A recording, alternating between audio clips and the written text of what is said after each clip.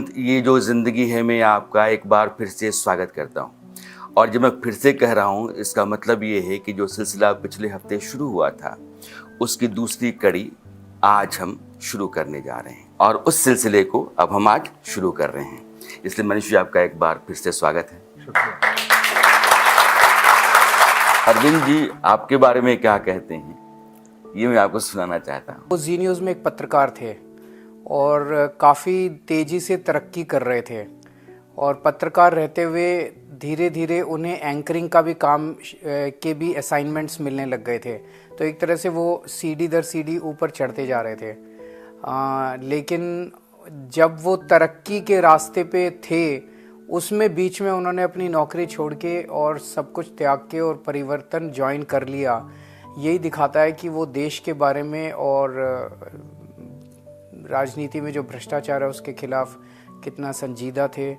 और ऐसे बहुत सारे किस्से हैं जिसमें कई बार उन्होंने आमरण अनशन किया है भ्रष्टाचार के खिलाफ। तो देश के लिए पूरी तरह से समर्पित हैं वो। मुझे लगता है वैसे ही खरा सोना है मनीष। पहले भी उतने ही जुझारू थे, उतने ही कमिटेड थे देश के लिए। इसका सबसे बड़ा एग्जाम्पल हमें ये देखने को मिलता है कि उन्हें एक बिल्कुल झूठे केस के अंदर फंसा के और जेल में डाल दिया गया। और जब वो जेल में थे, उनको कई बार अप्रोच किया गया कि आप केजरीवाल का साथ छोड़ दो, आप आम आदमी पार्टी छोड़ दो, तो हम आपके सारे केस रफ़ा दफ़ा कर देंगे। उस वक्त उनकी पत्नी की तबीयत भी बहुत ज़्यादा ख़राब थी। तो लेकिन उन्होंने सच का साथ नहीं छोड़ा। उन्होंने बहुत बड़ा त्याग किया, बलिदान किया। 2 साल जेल में रहे, अंत में सच्चाई की जीत हुई, अंत में बाहर आ गए और अब फिर से लग गए हैं वो देश हित के कामों में। तो ये दिखाता है कि पहले भी खरा सोना थे, आज भी खरा सोना है उनमें।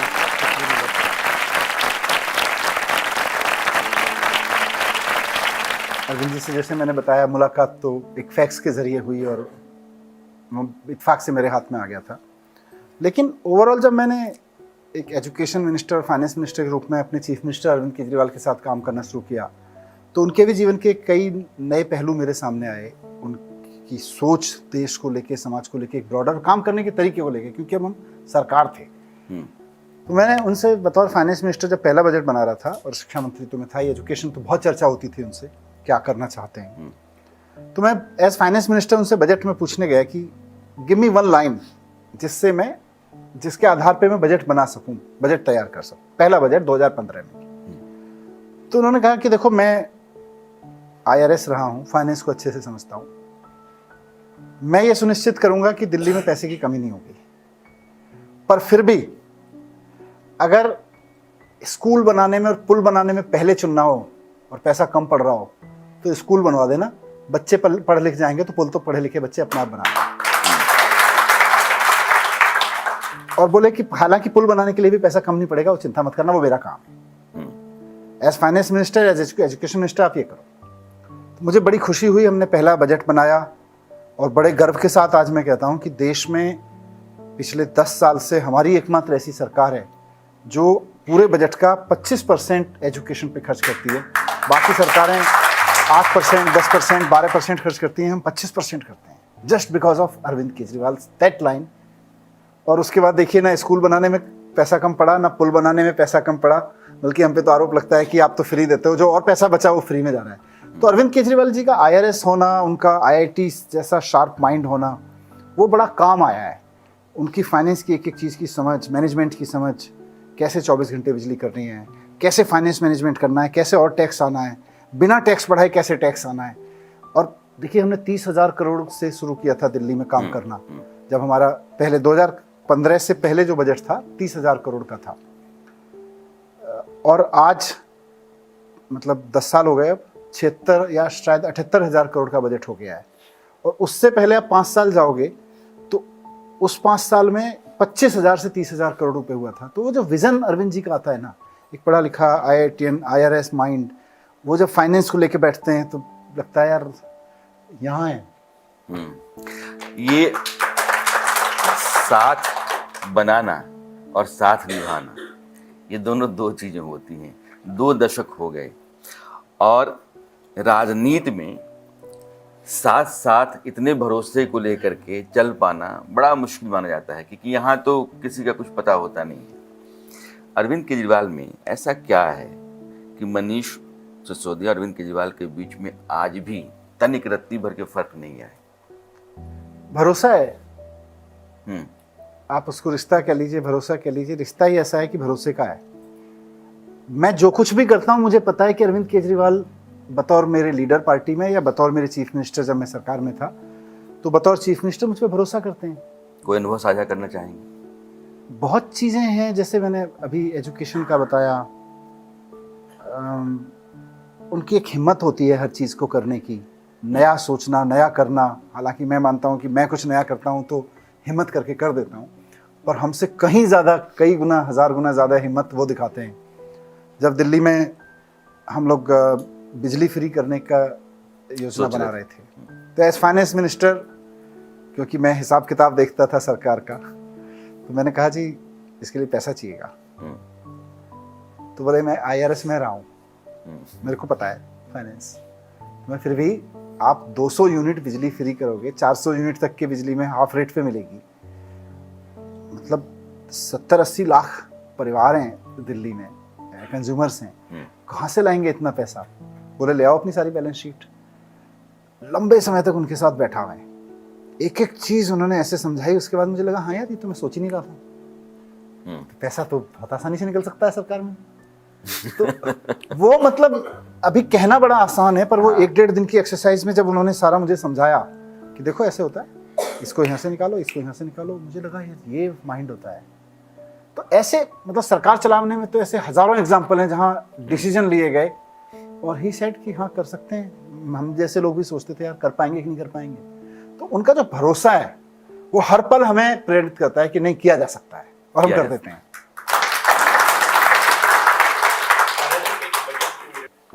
कहते हैं कि आदमी जब कामयाब होता है तो उसकी कामयाबी को आप टटोलिए।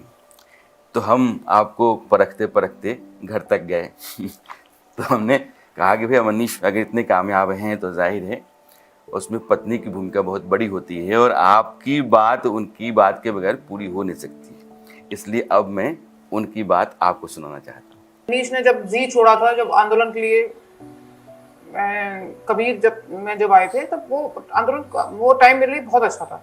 मुझे लगा था कि शायद ना अब घर में हम डिनर किया करेंगे साथ में। हालांकि हुआ नहीं ऐसा, लेकिन फिर भी अच्छा लगा काफी, क्योंकि उसमें तो 2-3 बजे घर आते थे, उसके बाद सुबह फिर जाना, तो वो बुरा नहीं था। वो टाइम बहुत अच्छा था। तिहाड़ जो गए हैं वो थोड़ा मेरे लिए अच्छा नहीं था समय ज़्यादा, क्योंकि ईमानदारी से काम कर रहे हैं फिर भी तिहाड़ जा रहे हैं, तो ये थोड़ा मुश्किल वक्त था। मुश्किल क्या था, मतलब सोचना थोड़ा मुश्किल था कि क्या करें आप। जब ईमानदारी से काम कर रहे हैं आप फिर भी तिहाड़ जा रहे हैं, तो ये तो थोड़ा नाइंसाफी हो गई। हमारी शादी को 26 साल हो गए। मनीष मैंने शुरू से ही ऐसे ही मेहनती देखे हैं, ये नहीं कि आज हो गए मेहनती। मतलब शादी के बाद से ही मैंने मेहनत करके काफ़ी अच्छे से देखे हैं। जिस चीज़ को भी ठान लेते हैं वो करके ही मानते हैं, चाहे उसमें रात जगना पड़े या दिन में कुछ भी मेहनत करनी, जिस भी रूप में मेहनत बहुत अच्छे से कर लेते हैं। मतलब यही कहूँगी मैं कि मतलब जिस ईमानदारी से काम कर रहे हैं उसी ईमानदारी से करें काम, जो भी कर रहे हैं। शिक्षा को ऊंचा ले जाना चाहते हैं, जहाँ भी ले जाना चाहते हैं, भगवान मतलब वहाँ तक पहुँचाए इनको ना, क्योंकि बहुत ऊंचा ले जाना चाहते हैं शिक्षा को। तो ईमानदारी के साथ ही हो सकता है, वो बेईमानी के साथ तो नहीं हो सकता कैसे भी। शिकायत मैंने एक ही सुनी, समय नहीं दे पाते हैं।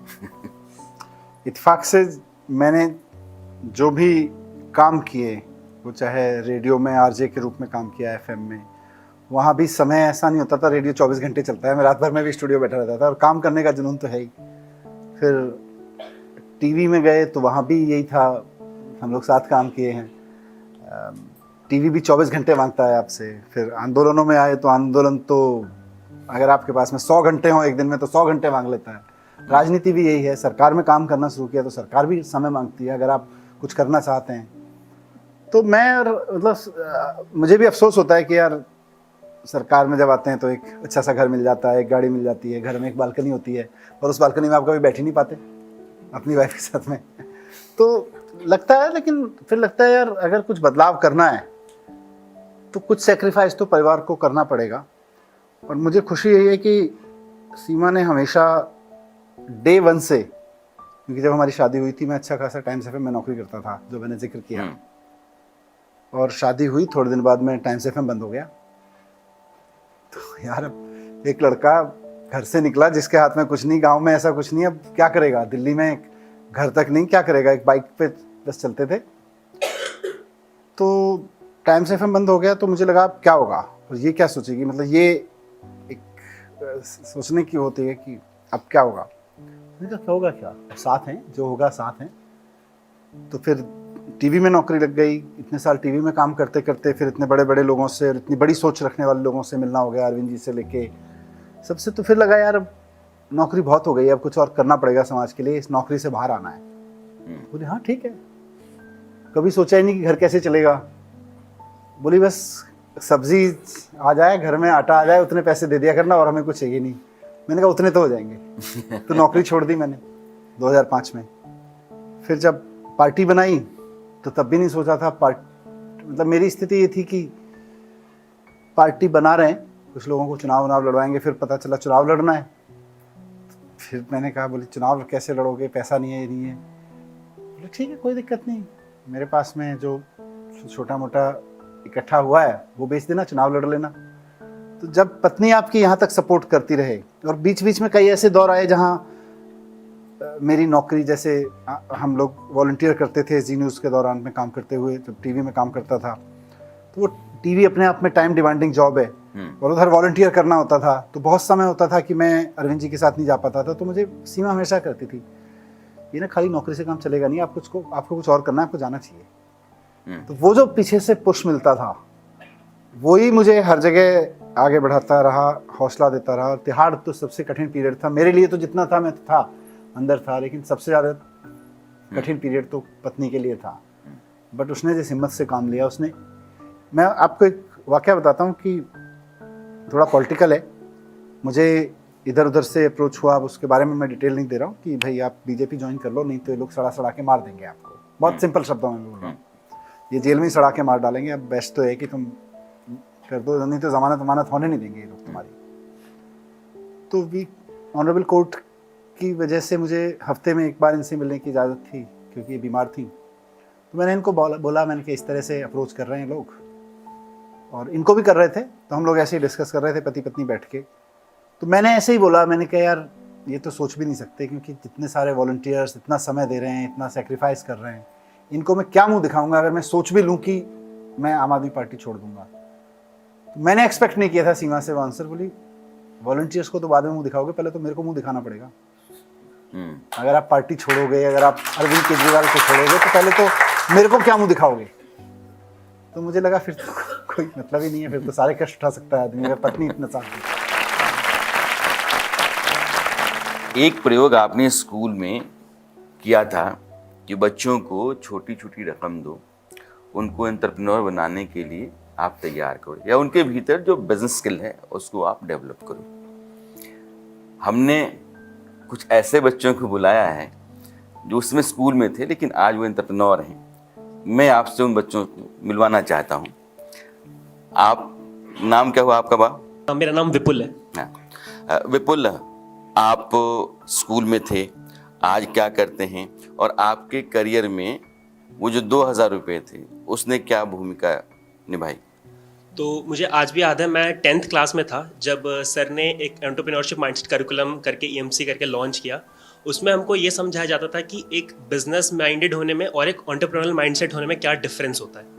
तो वहाँ से हमको उस चीज़ को सिखाया गया। तो हमको लगा ठीक है, एक नया कोर्स आ गया है स्कूल में, सब पढ़ रहे हैं, ये भी पढ़ लेते हैं उसके साथ साथ। लेकिन 11th क्लास में जब बिजनेस ब्लास्टर्स की शुरुआत हुई तो उसमें हम लोगों को एक 2000 रुपीज़ हर बच्चे को दिया गया।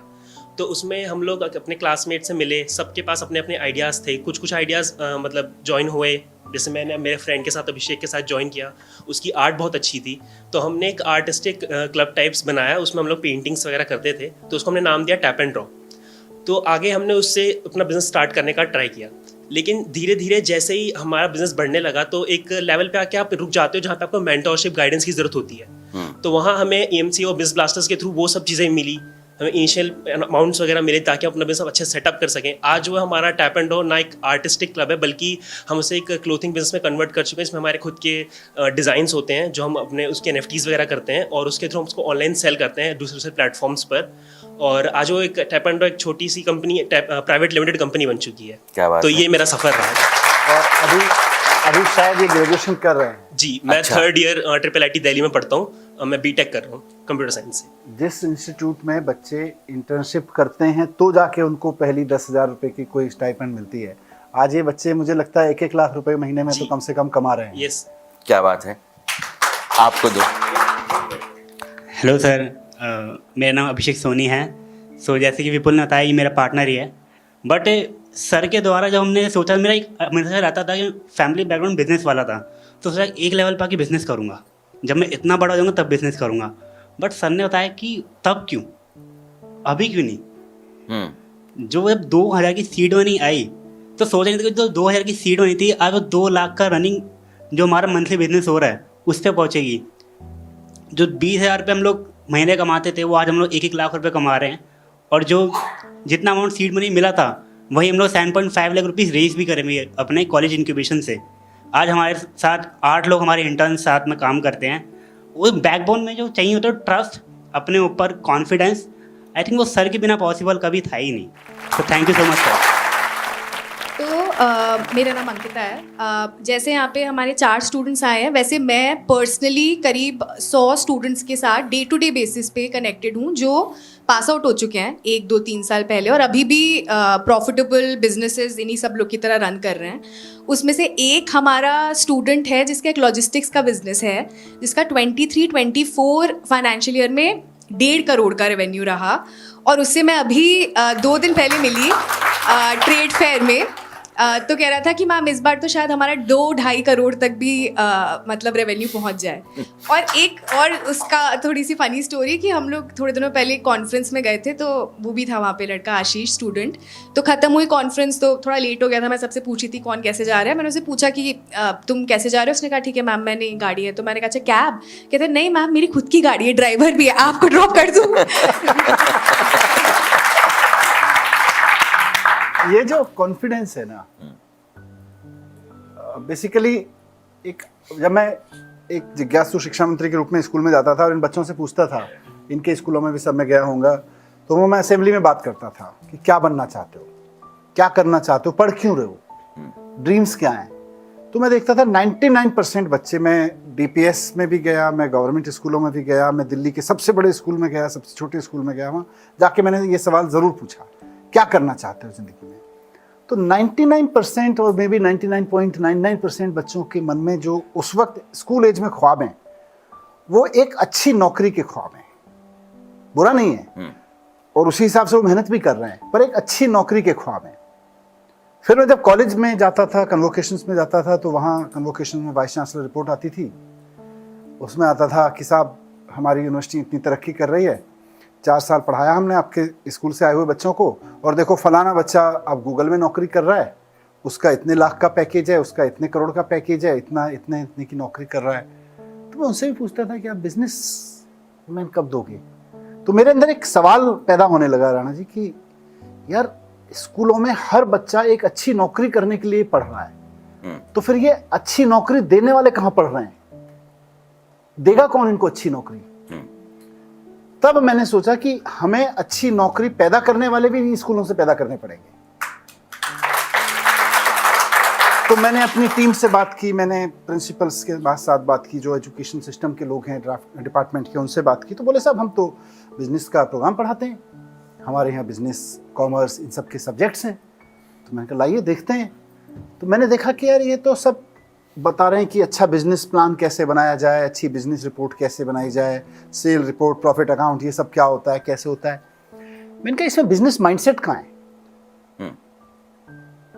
एक बच्चा आपके पास आ रहा है, उसके आसपास सब कह रहे हैं मुझे एक अच्छी नौकरी बननी है, वो एक अच्छा CA बन सकता है, वो अच्छा IAS बन सकता है, वो अच्छा IRS बन सकता है, अच्छा अकाउंटेंट बन सकता है, बिजनेस माइंडसेट कहाँ है। बोले जी वो क्या होता है, इन्हीं किताबों में जो कुछ है। मैंने कहा इनमें नहीं है बिजनेस माइंडसेट, इनमें बिजनेस के स्किल्स हैं। फिर हमने शुरू किया, तो हमने 9th 10th के बच्चों को बिजनेस माइंडसेट 9th से लेके 12th तक के बच्चों के लिए डेली एक हमने क्लास शुरू की, एक पीरियड। उसका कार्यक्रम का नाम रखा हमने बिजनेस माइंडसेट करिकुलम। और उसका काम ही है कि कल के बिजनेसमैन तैयार करना, या इवन आप नौकरी भी करो तो आपका माइंडसेट एकदम एंटरप्रेन्योर होना चाहिए। एंटरप्रेन्योरशिप माइंडसेट करिकुलम हमने रखा। अब EMC उसको हम बोलते हैं। तो एंटरप्रेन्योरशिप माइंडसेट करिकुलम में हम 9वीं और 10वीं में बच्चों को बहुत सारे एंटरप्रेन्योर से मिलवाते हैं, उनको कई लोगों की कहानियाँ सुनाते हैं, छोटी छोटी एक्टिविटी कराते हैं। जब बच्चा 11th में आ जाता है तो हम उसके हाथ में 2000 रुपये पकड़ा देते हैं कि भाई ये सरकार से आपके लिए है, सीड मनी है, do your own business, apply your mind. तो शुरू में बच्चों ने पूछा जी नुकसान हो गया, तो मैंने नुकसान हो गया सरकार का, प्रॉफिट हो गया तो तुम्हारा। सारे बच्चों ने उस वक्त, हमने जब पहले साल राणा जी प्रोग्राम किया था, मुझे याद नहीं है कि ये बच्चे पहले बैच से हैं या ये फर्स्ट बैच से ही हैं। तो पहले बैच में जब किया तो उस वक्त करीब शैलेंद्र मेरे ख्याल से 1.5 लाख बच्चे थे हमारे पास, 2.5 लाख, 1.5 लाख बच्चे थे, 1.5 लाख बच्चे, 1.5 लाख बच्चे। हाँ, लेकिन दोनों क्लासेस को जोड़ें तो लगभग वही मुझे याद है 2.5 लाख बच्चे थे शायद। 11th और 12th में हमारे पास 2.5 लाख बच्चे थे। 2.5 लाख बच्चों को हमने सबको 2-2 हज़ार रुपये दिए, हर एक के हाथ में दिए कि आप अकेले या अपने दोस्तों के साथ एक बिजनेस टीम बनाओ, एंटरप्रेन्योर टीम बनाओ, और कोई भी बिजनेस आइडिया लाओ, चाहे पेन खरीद के सड़क पे बेच के दिखाओ, कुछ भी करो, लेकिन इस 2,000 रुपये को खर्च करो, इससे कमाने की कोशिश करो, कोई भी बिजनेस आइडिया लाओ। करीब मेरे ख्याल से, अभी मुझे फिगर याद नहीं, अंकिता शायद करेक्ट, 50,000 टीम्स बनी 2.5 लाख बच्चों की। उन्होंने 50,000 बिजनेस आइडियाज पे काम किया। ये जो बच्चे आपके साथ बैठे हैं, ये उन 50,000 बिजनेस आइडियाज में से कुछ बिजनेस आइडियाज हैं। फिर जब उनसे मैं मिला तो मुझे लगा ये तो जैसे फ्यूचर का IAS यहाँ पढ़ रहा है, वैसे फ्यूचर का बिजनेस जॉब क्रिएटर भी पढ़ रहा है, जॉब सीकर यहाँ पढ़ रहा है, इंजीनियर, जॉब प्रोवाइडर भी पढ़ रहा है। तो मैं उनसे मिलता गया, मेरा कॉन्फिडेंस बढ़ता गया। इसको हमने फिर बहुत वास्ट लेवल पे, बड़े लेवल पे ले गए प्रोग्राम को। हमने सेलेक्ट किया, इनका कंपटीशन कराया, डिस्ट्रिक्ट का, स्टेट लेवल का। स्टेट लेवल के कंपटीशन से जो 100 बच्चे निकले, फिर मैंने यूनिवर्सिटी से बात की। मैंने कहा ये आपके यहाँ जो BBA में बच्चे आते हैं ना, या इंजीनियरिंग इंस्टीट्यूशन में बच्चे आते हैं, ये सब कंपटीशन दे के आते हैं, सारे बच्चे किताबें रटते हैं, कंपटीशन देते हैं। मेरे ये जो बच्चे हैं ना, 100 ग्रुप्स, ये बिजनेस का कंपटीशन दे के आए हैं, इनको आप सीधे एडमिशन दो। बहुत विरोध हुआ कि जिस एग्जाम में कंपटीशन से एडमिशन होता है जिस यूनिवर्सिटी में, उसमें बिना रिटन कंपटीशन के कैसे हो सकता है। मैंने कहा ये 2 साल का कंपटीशन दे के आ रहे हैं ये बच्चे, और इन्होंने बीट किया है, सबने आइडियाज को बीट किया है, इन्होंने परफॉर्म करके दिखाया है। ये लोग, मुझे याद है, मुझे इनका एग्जैक्ट याद नहीं है, बट बहुत सारे ग्रुप से मिले जिन्होंने 2,000 रुपये हमने दिए, 5 बच्चों ने ग्रुप बनाया, 10,000 रुपये का इन्वेस्टमेंट लिया, 2 लाख रुपए का प्रॉफिट करके दिखा दिया एक महीने में। किसी ने 5 लाख का, किसी ने 2 लाख का। फिर हमने इनको इन्वेस्टर्स से मिलवाया। तो आज ये बच्चे उसी स्कीम के तहत एक यूनिवर्सिटी में पढ़ रहे हैं, वो IIIT में पढ़ रहे हैं, वो NSUT में शायद पढ़ रहे हैं ना, NSUT में पढ़ रहे हैं, वहाँ BBA कर रहे हैं, बिजनेस की क्लासेस सीख रहे हैं। इनकी अपनी, I am so glad to know कि कोई 1 लाख रुपए महीने कमा रहा है, कोई 1.5 करोड़ का बिजनेस कर रहा है। आई एम सो ग्लैड।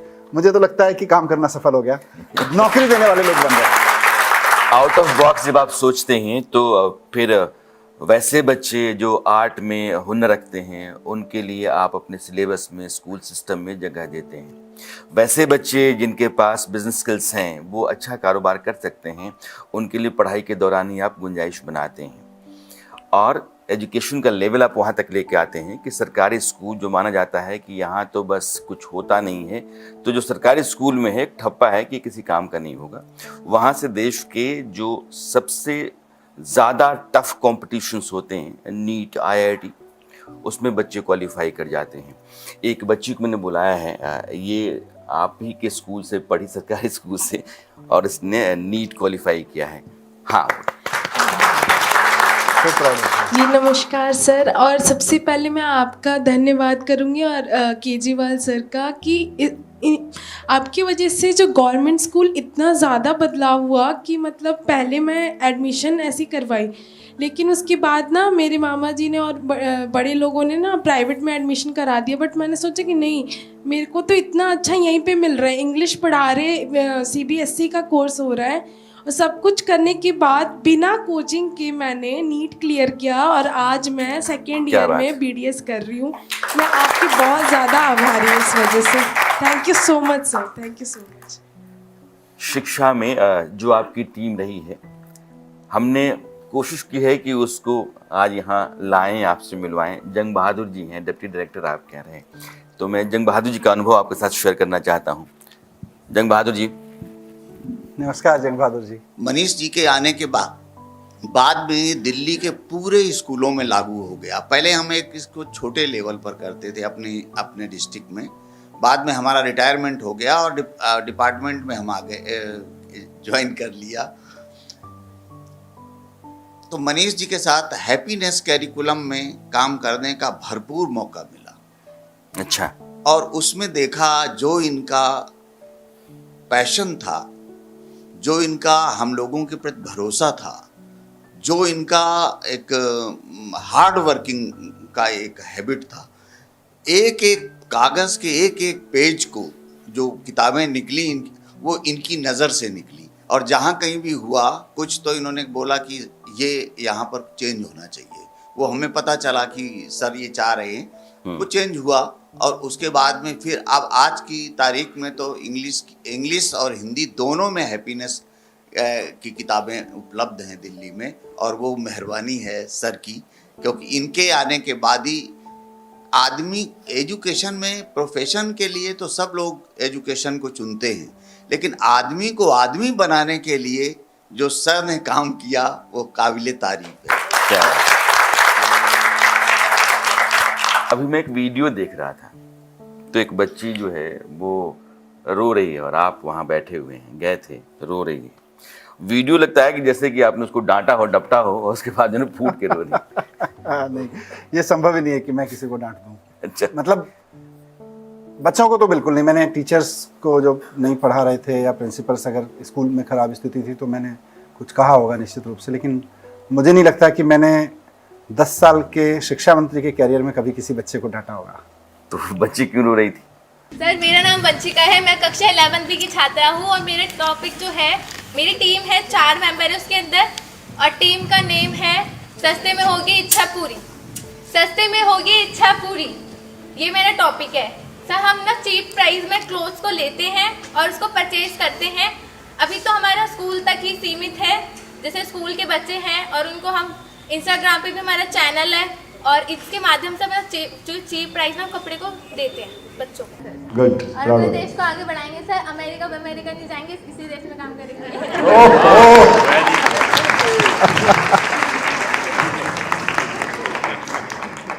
गुड। मेरे पैर कांप रहे। सो प्राउड ऑफ यू बच्चे। तेरे को तो जाने नहीं दूंगा मैं। क्या रो रही है? आपसे पहली बार मिली हूँ। गुड। सो अभी आप जो वीडियो कह रहा है वो याद दिला रहा है कि ये जो बिजनेस ब्लास्टर प्रोग्राम है ना, मैं इसमें जाता था, बच्चों से पूछता था कि आपका क्या आइडिया है। तो उसी आइडिया में मैं बच्चों को कहता था कि यार देखो, आप बहुत शार्प हो, आपके लिए बहुत आसान होगा कि आप एक अच्छी सी नौकरी ढूंढने के लिए पढ़ाई करो और फिर अमेरिका जाके एक बढ़िया नौकरी कर लो। कठिन काम है पर फिर भी मुझे लगता है ये आसान है। स्कूल लेवल पे ये निर्णय लो कि आप ना नौकरी ढूंढने वाले नहीं, नौकरी देने वाले बनोगे और इंडिया में रहोगे, इंडिया के लोगों को नौकरियां दोगे। जब मैंने ऐसी बात की तो एक बच्ची रो पड़ी वहाँ पे। उसने कहा सर आपकी बात ठीक है, हम अपने देश को छोड़ के नहीं जाएंगे, हम यहीं रहेंगे, इंडिया में ही रहेंगे, नौकरी देने वाले बनेंगे। उस बात से वो रो पड़ी थी। वो बच्ची यहाँ है। सर मेरा नाम वंशिका है और मैं वही बच्ची हूँ जो सर के हमारे स्कूल में, सरकारी स्कूल में आने पर, मैं 11th क्लास में थी, बिजनेस ब्लास्टर चल रहा था। पहली बार मैंने अपनी फर्स्ट क्लास से, मैं सरकारी स्कूल में पढ़ी हूँ, लेकिन मैंने आज तक नहीं देखा कि कोई मंत्री हमारे स्कूल में आया, वो भी सरकारी स्कूल में।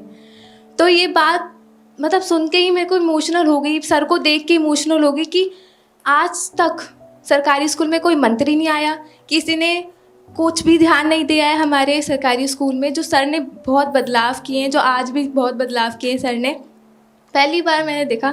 मैं सर को देख के बहुत इमोशनल हो गई, इसलिए मैं रो पड़ी। और मैं आज कहना चाहूँगी सर आपको कि जब से आपकी सरकार आई है, शिक्षा मंत्री जब से आप बने हैं, तो पहली बार स्कूल में जाके आप विज़िट कर रहे हैं, प्रिंसिपल की मीटिंग करवा रहे हैं, प्रिंसिपल के साथ बैठ रहे हैं, उनसे पूछ रहे हैं कि क्या करना चाहिए, क्या चेंजेस करने चाहिए कि जो शिक्षा स्तर है वो ठीक हो सके। और मैं विवेकानंदा कॉलेज में हूँ, विवेक विहार में। तो अभी मैं बिजनेस ब्लास्टर को जो बिज़नेस है उसको तो नहीं करे, लेकिन मैं उससे बहुत कुछ सीखी हूँ। लीडरशिप सीखी हूँ, टाइम मैनेजमेंट सीखी हूँ, लोगों के साथ टीम वर्क करना सीखी हूँ। तो मैंने बहुत कुछ सीखा है इससे। 19 महीनों के बाद आप आए हैं वापस आकर वही आपकी जो तेज है, जैसे आतिशी मैम ने बताया कि वही तेज आपका है और आप उस पर वापस से आके काम पे लग गए। मतलब क्या हुआ है क्या नहीं हुआ है वो भाड़ में जाए, क्या है। दिल्ली के सरकारी स्कूल के बच्चे बात कर रहे हैं और जिस तरीके से बात कर रहे हैं आपको उस बात का अंदाज़ा हो रहा होगा कि सरकारी स्कूल किस स्तर पर आकर के आज की तारीख में खड़ा है। हमने कुछ बच्चे बुलाए हैं ताकि हम आपसे मिलवाएं भी, तमाम स्कूलों में आप जाते रहते हैं। एक वीडियो पहले मैं दिखाना चाहता हूं, एक कंप्यूटर का क्लास है, हाँ उस क्लास का वीडियो है। ये वीडियो पहले देखिए और फिर मैं आपको एक बच्चे से मिलवाता हूँ। क्या सिखाते हो? तो बेसिक्स कंप्यूटर जैसे 10th क्लास है क्या सर? वैसे फिलहाल तो मेरे पास कोई ऐसा कोई कोड नहीं आया, मेरे पास सिलेबस नहीं है। उसको शेड्यूल होगा आपका? रोजाना कितने पीरियड लेते हो? हमारे लेते हैं सर। मैंने कंप्यूटर बारे में पढ़ाया कंप्यूटर। अरे मैं कब कह रहा हूँ तुम गाड़ियों के बारे में पढ़ा रहे हो? कंप्यूटर में स्पेसिफिक टॉपिक होता है ना, asking about that classified of computer and computer. कितने दिन से पढ़ा रहे हो? 10th बी कितना पढ़ चुकी है आपने? 10th कितना कौन से पढ़ा है? बी।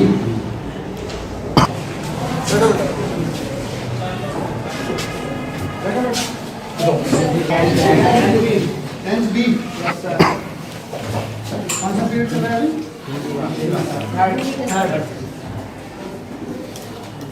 आपका कंप्यूटर पीरियड कब था? कल गए थे क्लासरूम में? यही समझा कर गए थे। कंप्यूटर रूम में कब गए थे? कभी नहीं गए। आज तक नहीं गए? एक भी दिन? 9th में? कभी भी नहीं गए? आप तो गए थे, क्या आते हैं बच्चे क्लास में? आपने कहा भी मुझको कि बच्चे आते हैं वहाँ क्लास में? बताइए, आते हैं?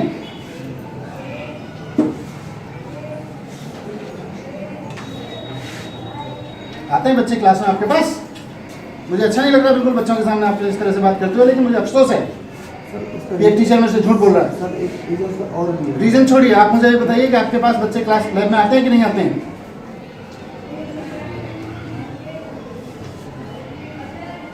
क्या वाइस प्रिंसिपल साहब, बच्चे जाते हैं लैब में? नहीं सर। तो फिर आप नीचे कोई क्यों अंग्रेजी समझा रहे थे? मैं तो इनको कहा है कई बार। इनको क्या कहा? आप मेरे को क्लासरूम में आप मुझे अभी लैब में नीचे बैठ के बोल रहे थे ये टाइम टेबल बना हुआ है बच्चों का, इस हिसाब से बच्चे आते हैं यहाँ पे। आपके स्कूल में वाइस प्रिंसिपल आप हैं कि मैं हूँ? वाइस प्रिंसिपल का क्या काम है? अगर इन बच्चों को कंप्यूटर नहीं पढ़ाएंगे हम, अगर इनको दिखाएंगे नहीं कंप्यूटर क्या होता है, कैसे सीखेंगे कंप्यूटर? ये क्लासरूम में खड़े होके इन बच्चों को भी बेवकूफ़ बना रहे हो, इनका भविष्य खराब कर रहे हो, हमसे झूठ बोल रहे हो, हमको बेवकूफ़ बना रहे हो। क्यों झूठ बोल रहे थे फिर? नीचे आपने बोला नहीं? आपके पास सारी रिकॉर्डिंग है मेरे पास में, आपने जो कुछ नीचे बोला। आगे समझाओ हमको।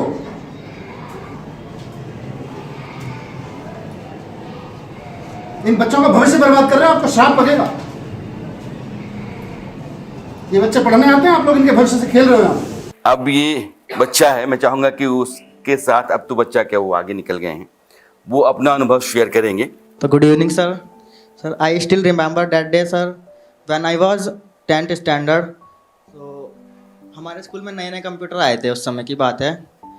पीरियड ही हमारा नया था, कंप्यूटर पहले सिखाते नहीं थे हमको।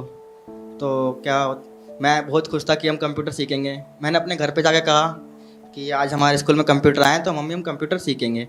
तो घर वालों ने कहा कि सरकारी स्कूल है, कुछ कंप्यूटर नहीं सिखाएंगे, वो ऐसे दिखाने के लिए होते हैं। तो हुआ भी ऐसी कुछ। हम क्लास में पढ़ते थे, कंप्यूटर का पीरियड लगता था हमारा, लेकिन हमें कोई पढ़ाने नहीं आता था। तो हम अपने कंप्यूटर वाले सर से बोलते थे कि सर हमें ले जाइए लैब में, लैब के अंदर। तो हमारे सर कहते थे ले जाएंगे। वो रोज़ आनाकानी करते थे। तो एक दिन मनीष सर हमारे स्कूल में आए स्पेशल इंस्पेक्शन को लेकर।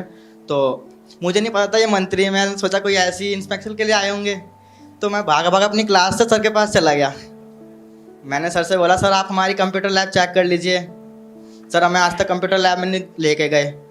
तो एकदम से सर के मुंह पे बहुत ज़्यादा गुस्सा देखा मैंने उस समय। मैं खुद डर गया था उस गुस्से को देखकर। सर ने ना इधर देखा ना इधर देखा, सर मेरे को लेके उस समय कंप्यूटर लैब में ले गए। और कंप्यूटर लैब में ले जाने के बाद सर ने तुरंत प्रिंसिपल सर को बुलाया। सर ने प्रिंसिपल सर से पूछा कि क्या ये तुम बच्चों का क्यों जीवन बर्बाद कर रहे हो। सर ने फिर उन जो हमारे लैब वाले सर थे उनको भी बुलाया। तो सर ने तुरंत उनको सस्पेंड कर दिया और सर ने उनको, तो यही इस बारे में। तो टीचर्स और उन सब के साथ में यहाँ कुछ मुझे दिखता था। तो ये अभी मुझे याद आ रहा है कि एक स्कूल था, मैं ऐसे ही रैंडम घूमता रहता था स्कूलों में। मैं इनके स्कूल में पहुँच गया बिना इन्फॉर्मेशन के, गाड़ी अंदर ली। अब मुझे अब तो मैं मेरे लिए पहचानना मुश्किल है इनको। तो ये बता रहे हैं 10th में थे उस वक्त आप? तो उस वक्त 10th में थे। तो ये 10th में थे। अब मैं गाड़ी से उतर के नॉर्मली किसी स्कूल में सरप्राइज इंस्पेक्शन के लिए जाता था तो पहले पूछता था प्रिंसिपल साहब कहाँ बैठते हैं। फिर मैं प्रिंसिपल मैडम या सर के पास पहुँचता था, उनके साथ उनका स्कूल का दौरा करता था। ये मेरा एक तरीका बना हुआ था। मैं और आतिशी जी थे, दोनों थे। हम गाड़ी से उतरे तो तब तक मुझे एकदम याद है वो विजुअल कि एक बच्चा मेरे पास, या शायद एक दो बच्चे, ये 2 लोग थे या एक थे मुझे याद नहीं रहा, अच्छा 2 लोग थे। तो ये आए दौड़े दौड़े, सर हमारा ना कंप्यूटर रूम जरूर देखिएगा, आप कंप्यूटर लैब जरूर देखिएगा। मेरे को नहीं पता कि उस वक्त इन्होंने क्या सोचा होगा, ये तो मुझे आज पता चला कि ये मेरे को पहचानते भी नहीं थे। तो बस मैंने कहा ठीक है। तो मैंने आतिशी जी को कहा चलो सीधे कंप्यूटर रूम ही चलते हैं, प्रिंसिपल रूम तो बाद में देखेंगे। तो मैं सीधे कंप्यूटर रूम में गया। अब वहाँ उससे थोड़े समय पहले, मे बी 6 मंथ पहले या शायद पिछले साल में, हमने हर एक स्कूल को 15-15 नए कंप्यूटर दिलवाए थे। और इस उद्देश्य के साथ दिलवाए थे कि भाई 21st सेंचुरी में कम से कम 15-20 कंप्यूटर्स हर स्कूल में होने चाहिए, ताकि आपके बच्चे नया नया कंप्यूटर्स पे काम करना सीखें। आप सरकारी स्कूल के बच्चों के लिए कंप्यूटर मतलब कोई थर्ड वर्ल्ड की मतलब एक नई दुनिया ना हो। हमें लग रहा था सब ठीक ही चल रहा होगा। अब कंप्यूटर टीचर दे दिए, 15 कंप्यूटर्स दे दिए हर एक स्कूल में, तो और क्या चाहिए। तो यहाँ फिर जब स्कूल में गए तो मैंने पूछा, सारे कंप्यूटर्स एकदम घूंघट के पेट खोल वाले स्थिति में सजे हुए रखे हुए थे, कोई यूज ही नहीं कर रहा था। मैंने कहा क्या हुआ? बोले सब क्लास होती है। कब होती है? तो उन्होंने, सर ने चार्ट दिखाया मुझे कि देखो जी ये चार्ट बना हुआ है। तो मैंने कहा आज किसकी क्लास हुई थी? तो उन्होंने लगा कि तो कुछ ज़्यादा ही पूछा है। बोले आज तो नहीं हुई थी। मैं कल? बोले सर कल भी नहीं हुई थी। मैं परसों? फिर उन्होंने कुछ बहाना मारा। मैं अच्छा लास्ट क्लास कब हुई थी? बोले लास्ट थर्सडे हुई थी, जो भी मुझे याद नहीं है अब ठीक से। बोले लास्ट थर्सडे हुई थी। मैं किस कौन सी क्लास की हुई थी? बोले 10th भी की हुई थी। मैं चलो 10th भी में चलता हूँ। मैं 10th भी में गया, वहाँ बच्चों से पूछा मैंने आपकी कंप्यूटर की क्लास होती है? बच्चे बोले यस सर। कहाँ पे होती है? यहीं पे होती है। तो मैंने कहा फिर नीचे कंप्यूटर रूम में जाते हो कभी? कि नहीं सर। मैं फिर कंप्यूटर कब से पढ़ रहे हो? बोले जी 9th से पढ़ रहे हैं। तो 9th में उनको कंप्यूटर पढ़ा दिया गया, 10th में भी कंप्यूटर पढ़ा दिया गया, लेकिन एक दिन भी कंप्यूटर लैब नहीं गए। फिर मेरा खून खौल गया। मैंने कहा ऐसा नहीं चलेगा। फिर वो वीडियो आपने जो दिखाया। अच्छा कुछ अभिभावक भी हैं, आपकी 2 बच्चियां हैं, अपनी दोनों बच्चियों के बारे में बताइएगा। मेरी दोनों बेटियां दिल्ली के अंदर 12th पास करके, दोनों के लगभग 75 से 80% के बीच में नंबर थे। दोनों का मेन भी नहीं हुआ था और किसी तरह से भी कहीं वो एडमिशन नहीं हो रहा था। तभी हमने जो बड़ी बेटी थी उसका 1 साल ड्रॉप करवा दिया, ये सोच के कि अगली बार हो सकता है उसका सिलेक्शन हो जाए। तो उसके बाद अगले साल दोनों बेटियां एक साथ आ गई और दोनों का बीटेक में एडमिशन करवाना था और दोनों की फ़ीस बहुत भारी हो रही थी। तो हमने एक बेटी का तो एडमिशन करवा दिया IP यूनिवर्सिटी में और दूसरी बेटी का DU में सिलेक्शन हो रहा था। तभी दिल्ली सरकार की एक स्कीम मैंने पेपर में देखी जिसके अंदर बीवोक के तहत एडमिशन शुरू हो रहे थे। तो उसमें अच्छे कोर्स थे। तो मैंने वाइफ को कहा कि दोनों बच्चियों का वहाँ से सरेंडर करवा के सीट और इसके अंदर एडमिशन करवा देते हैं। तो हमने काफ़ी सोच विचार के, बहुत घर में क्लेश होने के बाद हमने वहाँ से सीट सरेंडर करवाई और बीवोक में अपनी बेटियों का दोनों का एडमिशन करवा दिया। बीवोक मतलब इंटरप्रेन्योर और ब्लॉकबस्टर जो इंटरप्रेन्योरशिप का सिस्टम है, इससे पहले का सिस्टम है जो दिल्ली सरकार ने एक वोकेशनल कोर्स चलाए थे, डिग्री कोर्स होते थे। तो उसके अंदर हमने दोनों बेटियों का सिलेक्शन करवा दिया। उसी दौरान कोविड आ गया, लेकिन सिस्टम इतना अच्छा रहा कि वहाँ के जो HOD वगैरह थे उन्होंने टेक महिंद्रा से और उनसे ऑनलाइन ट्रेनिंग उनकी करवाते रहे और स्किल एंटरप्रेन्योर पे, स्किल डेवलपमेंट पे और पर्सनालिटी डेवलपमेंट पे उनकी रेगुलर क्लासेस होती रही। तो उनसे उनको दोनों बेटियों में इतना कॉन्फिडेंस आया कि एक बेटी ने डिलॉयट कंपनी को मतलब उसमें प्लेसमेंट मिली, कैंपस प्लेसमेंट थी, और दूसरी ने इन्फोसिस में दूसरी का सिलेक्शन हुआ। एक कंपनी दुनिया की नंबर 1, दूसरी कंपनी इंडिया की नंबर 1, और दोनों को आज एक मैसूर में है, एक बेंगलोर में है। ये सोच के दिल्ली सरकार की उपलब्धि के बारे में और अपने इसके बारे में कई बार ना गर्व से सीना चौड़ा हो जाता है और बड़ी खुशी होती है। दिल्ली सरकार पे बड़ा गर्व करते हैं। सो जो वो बच्चा मुझे बोला कि हम कोई देश का भविष्य थोड़े ही है, देश का भविष्य प्राइवेट स्कूलों में पढ़ता है, उस पर अरविंद जी के साथ डिस्कस किया। उन्होंने खूब समझाया क्या कर सकते हैं, कैसे कर सकते हैं, गाइडेंस उनकी रही क्योंकि वो भी IIT और उन सबसे निकले हैं। उस पर काम करते करते आज मुझे बड़ी खुशी हो रही है कि एक पेरेंट को लग रहा है कि मैं सरकारी स्कूल से अपनी बच्ची को वहाँ ले गया, डेलॉयट और इन्फोसिस जैसी कंपनियों में पहुँच गई। आई एम सो हैप्पी। कुछ तस्वीरें आपकी हैं, मैं दिखाना चाहता हूं ताकि जब तस्वीरें सामने आती हैं तो इंसान उस वक्त को कुरेदने लगता है। ये तस्वीर देखिए आप। हम लोग बाइक पे जाते थे, साथ में थे, पिलखुआ जाते थे। रास्ते में हमारा शौक था कि बाइक रोक के ऋषि और मैं जाते थे तो रास्ते में बैठ के लिम्का पीते थे। अच्छा। कोई कोल्ड ड्रिंक जरूर पीते हुए जाते थे किसी रेस्टोरेंट पे। हमें लगता था तो इससे हमें लगता है कि हम बड़े आदमी हैं कि बिल्कुल कुल मिला के 40 किलोमीटर दूर है। हाँ। यहाँ से बैठते थे, दिल्ली से चले जाते थे बाइक उठा के। हाँ। लेकिन फिर हमें लगता था नहीं यार, ऐसे नहीं, हम कमा रहे हैं, कहीं तो खर्च करेंगे, तो कोल्ड ड्रिंक्स तो रास्ते में कोल्ड ड्रिंक पी के जाएंगे। तो ये हमारा बड़ा होने का हमको एहसास दिलाता था। और अब आप ये तस्वीर देखिए। देखिए किसी कवि सम्मेलन वगैरह में किसी कोई प्रोग्राम है शायद। आपके गांव से एक चचेरे भाई आपके हैं, तो हमारी टीम जब गई तो पूछा कि भाई मनीष जी बचपन में क्या करते थे, तो हम आपको सुनाना चाहते हैं कि मनीष जी बचपन में क्या करते थे। जैसी छोटे बच्चे शैतानियाँ करते हैं, जैसे आम घरों में शैतानियाँ बच्चे हमारे लोग करते हैं, ये तो वो हमें भी उम्मीद नहीं थी, शायद उन्हें भी उम्मीद नहीं होगी, गांव में भी किसी को उम्मीद नहीं होती कि ये व्यक्ति इस तरह राजनीति में इतना आगे बढ़ेगा, ऊंचा पहुंचेगा। गांव में जैसे आम बच्चे खेलते हैं, कूदते हैं, दंगल करते हैं, एक दूसरे को छेड़ते हैं, एक दूसरे को पीटते हैं, खुद भी पिट जाते हैं, ये सारी चीज़ें खेलते खालते थे, हम भी देखते थे उन्हें। जिंदगी ऐसी ही चलती है, ऐसी चलती है, ऐसी सबकी। इसीलिए मैंने कहा ना कि कोई नया ऐसा नहीं है कि मैं ये कहूँ नहीं जी बचपन से तो हम तो ऐसे थे। मैं बिल्कुल ऐसा ही था जैसे सब होते हैं, और मैं कभी सोचता भी नहीं था, मैं आज भी नहीं सोचता कि मैं कल क्या होऊंगा, देखा जाएगा जो होंगे, अस्तित्व में व्यवस्था है। आप कुछ कह रही थी। मैं एक वाकया याद